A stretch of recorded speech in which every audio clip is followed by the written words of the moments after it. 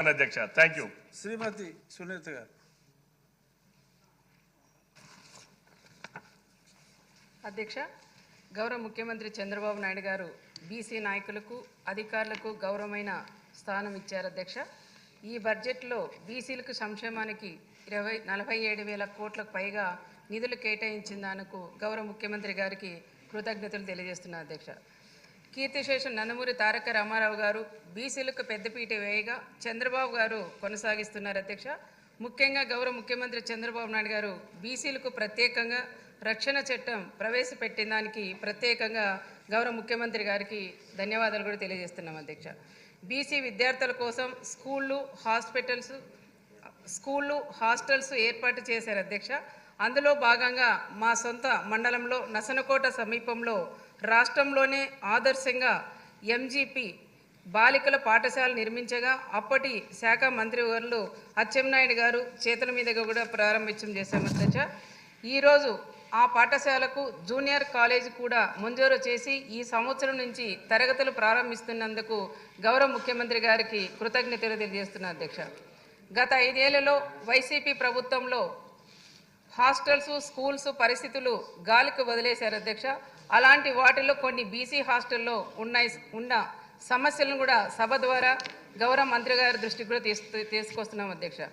BC హాస్టళ్ళు MGP model పాఠశాలలు విద్యార్థులకు తగిన బాత్రూములు టాయిలెట్స్ లేకపోవడంతో చాలా ఇబ్బందులు పడుతున్నారు అధ్యక్ష. చాలా వరకు బీసీ హాస్టల్ అన్ని నేను కూడా పరిశీలించాము అధ్యక్ష. దాంట్లో నీళ్ళు లేవు, బాత్రూమ్స్ కూడా తలుపులు కూడా అన్ని పగిలిపోయినాయి అధ్యక్ష. చాలా ఇబ్బందికరంగా ఉంది. బిల్డింగ్లు కూడా పెచ్చులు అన్నీ కూడా రాలి ఇనుప అన్ని రాడ్స్ కూడా కనపడే పరిస్థితులు ఈరోజు బీసీ హాస్టల్ కూడా ఉన్నాయి అధ్యక్ష.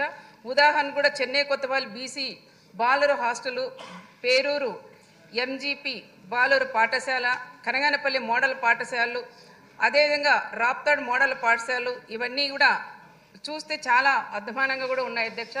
ఇవన్నీ కూడా అదేవిధంగా చెన్నై కొత్తపల్లి బీసీ బాలురు హాస్టల్లో తగినన్ని బాత్రూమ్లు టాయిలెట్స్ లేక హాస్టల్ కూడా దూకి బయటికి వెళ్తున్నారు అధ్యక్ష. అంటే బాత్రూమ్లు కూడా ఇవి సరిగ్గా లేకపోవడం వల్ల మగపిల్లలందరూ కూడా బయటికి గోడ కూడా అంటే కాంపౌండ్ వాళ్ళు చిన్నగా ఉండడం వల్ల గోడ దుంకి అటు సైడ్ పోయి బాత్రూమ్లకు వెళ్ళే పరిస్థితులు కూడా ఉన్నాయి అధ్యక్ష. పక్కనే రైల్వే ట్రాక్ ఉండడం వల్ల ప్రమాదాలు కూడా జరిగే అవకాశం కూడా ఉంది అధ్యక్ష. అలాగే వంటగదులు కూడా నిర్మించాలని కూడా గౌరవ మంత్రివారిని కూడా నేను కోరుకుంటున్నాను అధ్యక్ష. రామగిరి మండలం కేంద్రంలో కొత్త బీసీ హాస్టల్ భవనం నిర్మించాలని కూడా మంత్రివారిని కూడా నేను కోరుకుంటున్నాను అధ్యక్ష. వీటిలో కొన్ని సమస్యలు కలెక్టర్ దృష్టికి కూడా కొన్ని సమస్యలు ప్రభుత్వం దృష్టికి కూడా తీసుకెళ్లాం అధ్యక్ష.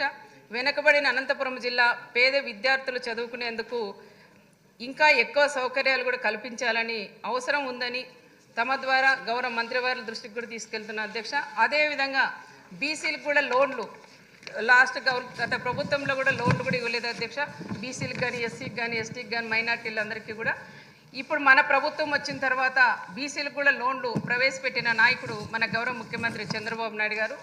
బీసీలు కూడా లోన్లు ఇచ్చినారు అధ్యక్ష, కొంచెం తక్కువే ఉన్నాయి. దానికని మంత్రి గారి దృష్టికి కూడా మీ ద్వారా మంత్రి గారి దృష్టికి కూడా తీసుకెళ్తున్న అధ్యక్ష.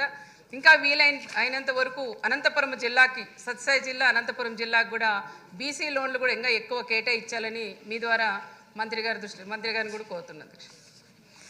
చాలా చక్కగా మాట్లాడారంటే ఏం కావాలో సూటిగా చెప్పారు. మీకు స్పెషల్ ధన్యవాదాలు. ఉగ్ర నరసింహారెడ్డి గారు. ఇటీవల కాలంలో మా కనిగిరికి మంత్రి గారు బీసీ వెల్ఫేర్ మంత్రి గారు విజిట్ చేశారు సార్. మహాత్మా జ్యోతిరావు పూలే గారి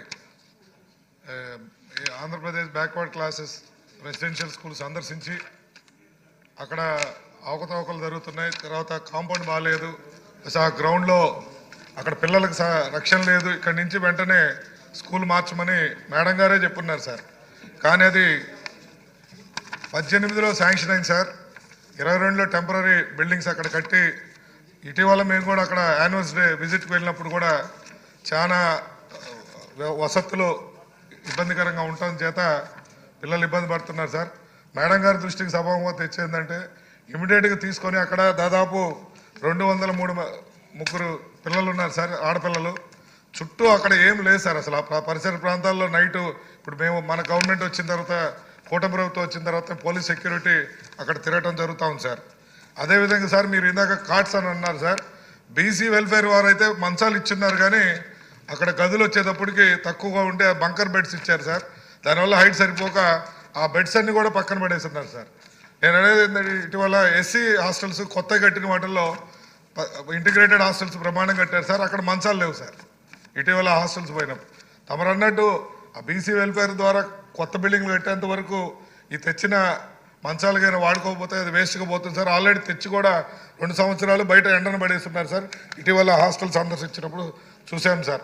అదేవిధంగా ఈ స్కాలర్షిప్స్ ఇచ్చి మరి మనమైతే ముఖ్యంగా విద్య పట్ల ఎక్కువ శ్రద్ధ పెట్టాలని చెప్పి బీసీ కానీ ఎస్సీ కానీ ట్రైబల్ కానీ దాని మీద కేటాయించండి. ఈ స్కాలర్షిప్స్ ఇచ్చి చదువును ప్రమోట్ చేస్తున్నందుకు, అదేవిధంగా డిజిటల్ ఎడ్యుకేషన్ ద్వారా ఈ కాంపిటేటివ్ ఎగ్జామ్స్కి మన వాళ్ళు సపోర్ట్ చేస్తూ మరి స్కిల్ డెవలప్మెంట్ ద్వారా అధ్యక్ష వాస్తవంగా చూస్తే ఈరోజు 5 కోట్ల జనాభాలో 1.5 కోటి మంది బీసీ విద్యార్థులు ఉన్నారు సార్, యూత్.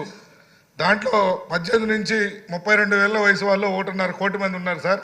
ఈ స్కిల్ డెవలప్మెంట్ ద్వారా ఐటీ కానీ అదేవిధంగా అగ్రికల్చర్ సెక్టర్ కానీ లేకపోతే ఇండస్ట్రియల్ సెక్టర్స్ కానీ ప్రమోట్ చేసి వాళ్ళ ఎంటర్ప్రైనర్స్గా కొద్దిగా ప్రమోట్ చేయాల్సిందిగా బీసీ వెల్ఫేర్ వారిని కోరుతున్నాం సార్. అదేవిధంగా ఎస్సీ హాస్టల్స్ ఇటీవల అయితే మంత్రి గారు నిధులు ఇచ్చారు కానీ బీసీ వెల్ఫేర్ సైడ్ నుంచి హాస్టల్ డెవలప్మెంట్కి ఎటువంటి నిధులు రాలేదు సార్ అధ్యక్ష.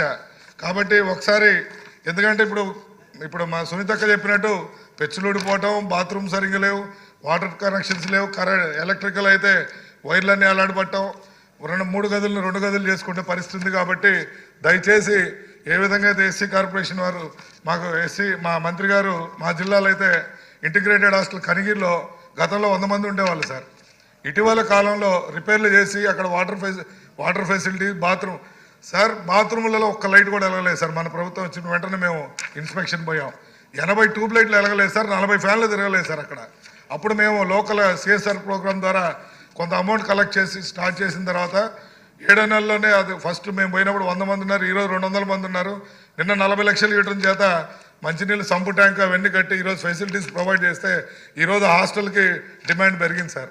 కాబట్టి దయచేసి మన వాళ్ళు చేయమని కోరుతూ మరి అదేవిధంగా సార్ ట్రైబల్ వెల్ఫేర్ హాస్టల్ ఉంది సార్, 70% కంప్లీట్ అయింది. ఆ మిగతా 30% అట్లానే ఉంది. బిల్డింగ్ కట్టి కూడా దాదాపు 5 నుంచి 6 సంవత్సరాల పైన అవుతుంది సార్. అదంతా పాడైపోయే పరిస్థితి.